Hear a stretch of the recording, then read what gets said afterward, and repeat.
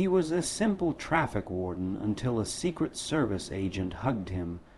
He stood at the same spot every day, a modest figure in a bright orange vest, directing the chaos of morning traffic.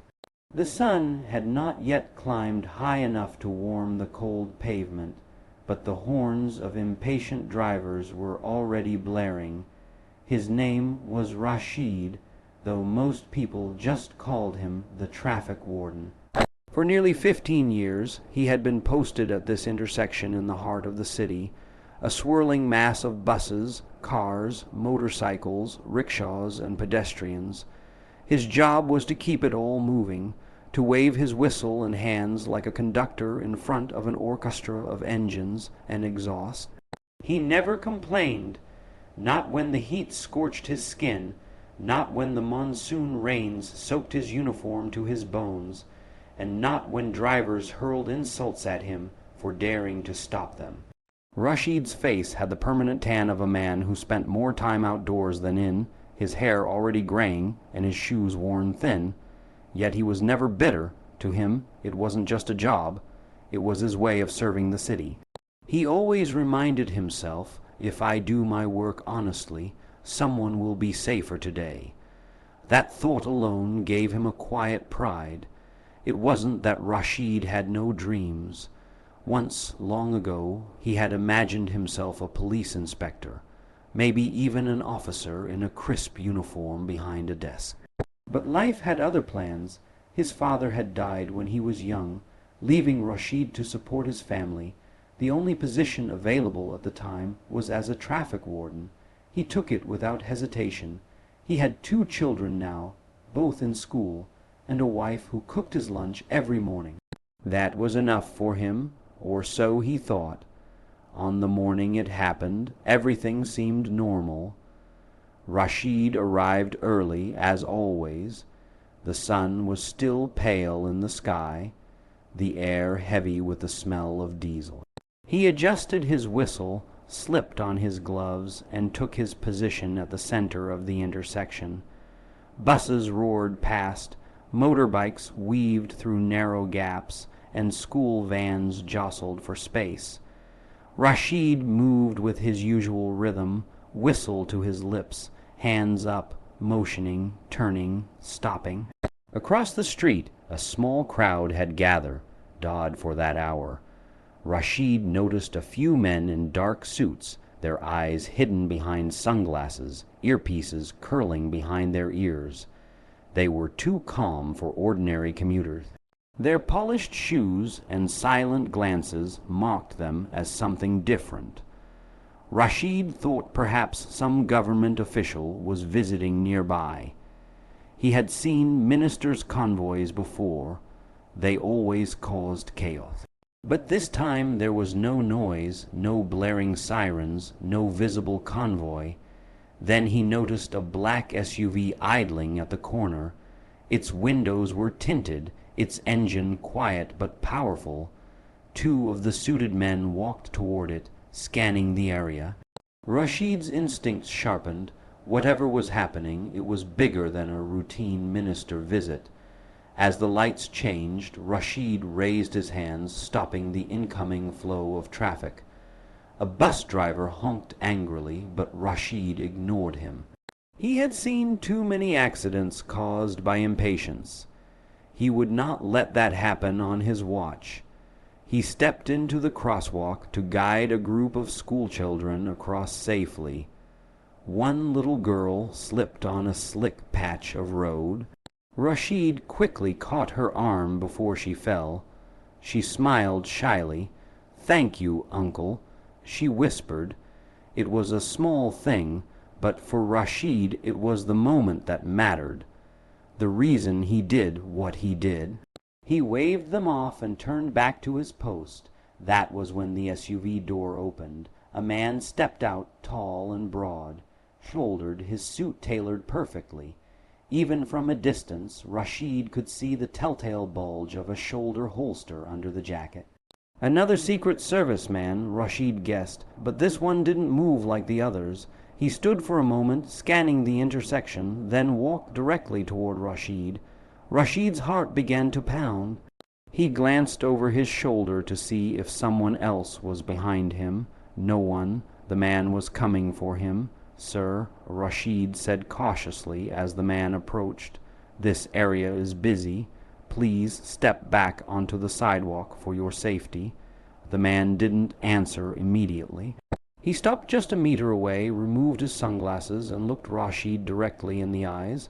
There was something unexpected there, kindness, maybe even gratitude. "You're Rashid?" the man asked in a low, steady voice. Yes, that's me." The man's lips curved into a faint smile. "We've been watching you." Rashid froze, watching me. "For weeks," the man continued. "We're part of an advance team for a visiting dignitary. We've observed this intersection every day, and we've observed you." Rashid blinked, still unsure what this was about. "I'm just doing my job." The man stepped closer, lowering his voice. "Yesterday, you stopped a truck from running a red light. You saved an entire group of schoolchildren from being hit.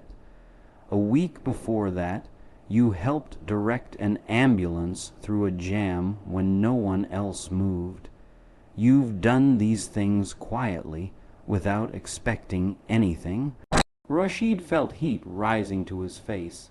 "It's nothing, sir. Anyone would do the same." The man shook his head slowly. "No, not everyone does." He extended a hand. "My name's Daniel, Secret Service."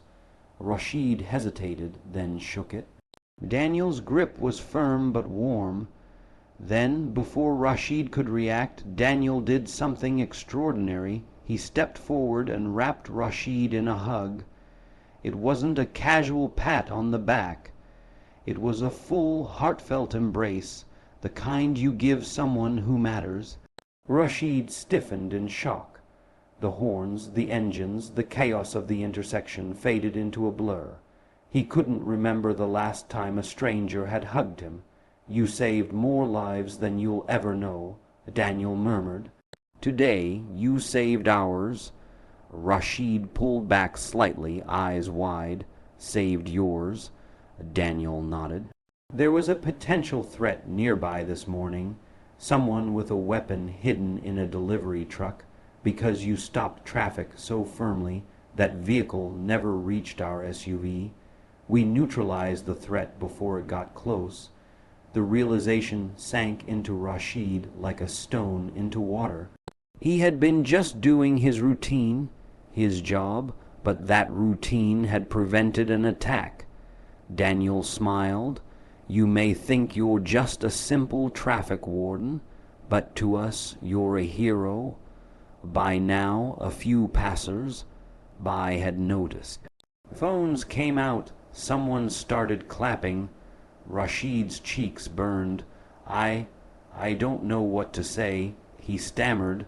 "Don't say anything." Daniel replied, "Just know that we see you. The world needs more people like you."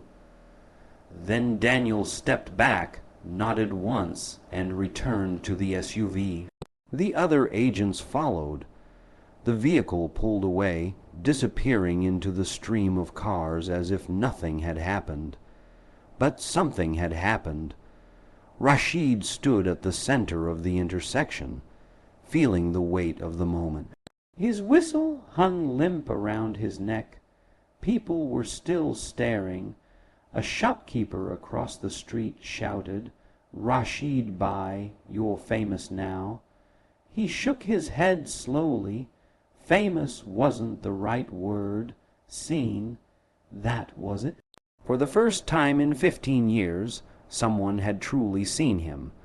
The rest of the day passed like a dream. Drivers who usually cursed at him now gave polite nods. A tea vendor refused to take his money. Even his supervisor, who rarely left the office, came down to pat him on the shoulder. When Rashid returned home that evening, his wife noticed immediately. "You're quiet," she said, setting down a plate of food. "Did something happen?" He told her everything. The SUV, the Secret Service agent, the hug. She listened with wide eyes, then reached across the table to squeeze his hand. "I always told you," she whispered. "One day someone will recognize your goodness." Rashid smiled faintly. "I didn't do it for recognition. I know," she said softly. "That's why it matters."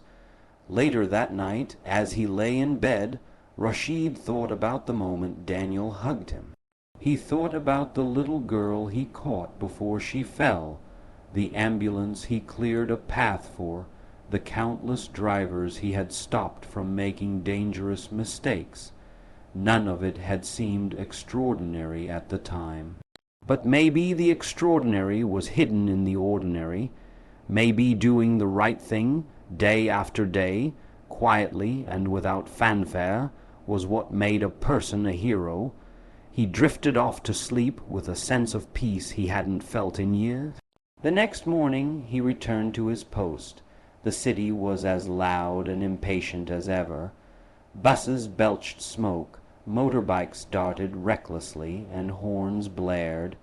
But Rashid stood a little taller, his whistle a little sharper. Not because he expected another Secret Service agent to thank him, but because he had remembered why he did it. Days passed, then a week, then a month. Rashid's life returned to its steady rhythm, yet something had changed, not in the world, but in him. People smiled at him more now. Children waved as they crossed. Even the grumpiest drivers paused before honking. A kind of quiet respect had settled over the intersection. One morning, a small envelope arrived at his home with no return address. Inside was a single card. It read, "Your integrity saves lives. Thank you for being you. D." Rashid tucked the card into his wallet, where it stayed for years. On hard days he would take it out and read it. It reminded him that no act of honesty, no moment of kindness, was ever truly unnoticed. And so the simple traffic warden became something more, not by changing his job, but by recognizing the dignity already within it. True heroism often hides in ordinary acts done with honesty and care. You don't have to be in a high position, wear a special uniform, or be famous to make a difference. Consistency, integrity, and selfless service can save lives and touch hearts, even if you never know it at the time. Rashid's story reminds us that the world notices quiet goodness, and sometimes it comes back to embrace you when you least expect it.